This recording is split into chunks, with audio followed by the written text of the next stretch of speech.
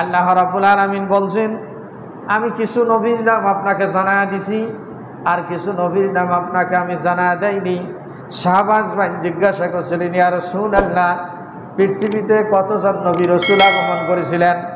আল্লাহর নবী একটা বর্ণনায় বলছেন 1,24,000 নবী রসুল পৃথিবীতে আগমন করেছেন।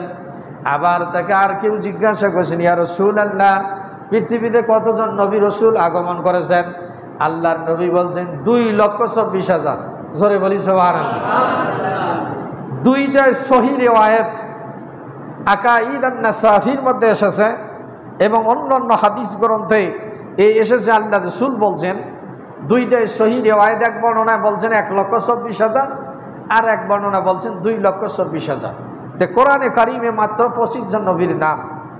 তাহলে আর নবীদের নাম আল্লাহ পাক বলছেন আমি আপনাকে জানাই দেইনি, কিছু নবী রসুলের নাম আপনাকে আমি বর্ণনাই করি নাই। আবার হাদিসের গ্রন্থে বিভিন্ন ব্যাখ্যায় কোন কোন গ্রন্থে আছে 313 জন নবীদের নাম। এখন এগুলো আল্লাহ রসুল বলছেন বিভিন্ন জায়গায় বিভিন্ন অবস্থার পরিপ্রেক্ষিতে। তাহলে মাত্র 25 জন কোরআনে কারিমে নবীর নাম আছে, আল্লাহর নবীর রেওয়ায়েতে 1,24,000। তাহলে এখন অন্য নবীদের নামই নাই। আবার হাদিস শরীফে এসেছে, তাফসীরে এসেছে, বনি ইসরাইলেরা এরাই 70,000 নবীকে হত্যা করেছিল। জোরে বলি নাউজুবিল্লাহ। তাহলে একটা গোত্রই 70,000 নবীকে যদি হত্যা করে, তাহলে 1,24,000 নবী রসুল আসা কি অস্বাভাবিক? আবার 2,24,000। আবার অন্য অন্য যে সমস্ত জাতি ছিল, আল্লাহ পাক বিভিন্ন গোত্রের জন্য একটা করে নবী পাঠাইতেন।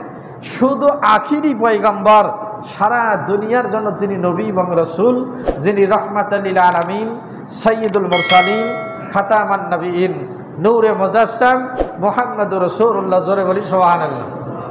ইনি শুধু সমস্ত কওমের জন্য, সমস্ত জাতির জন্য, সমস্ত মানুষের জন্য ইনি কিয়ামত পর্যন্ত নবী হিসাবে থাকবেন, আর কোনো নবী রসুল আসবে না। এটা একটা ঈমানের শাখা।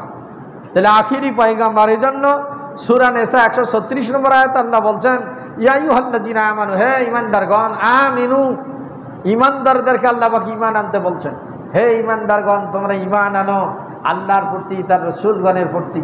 এখানে ঈমানদারদেরকে ঈমান আনার তাৎপর্য অনেক মুফাসসিরে কেরাম বিভিন্ন তাফসীর গ্রন্থে বিভিন্ন কিছু বর্ণনা করেছেন। তার মধ্যে যেটা মোস্ট ইম্পর্টেন্ট কথা বলছেন যে ঈমানের মধ্যে তোমরা পরিপূর্ণতা অর্জন করো, ঈমানের মধ্যে কোনো ঘাটতি রাখিও না।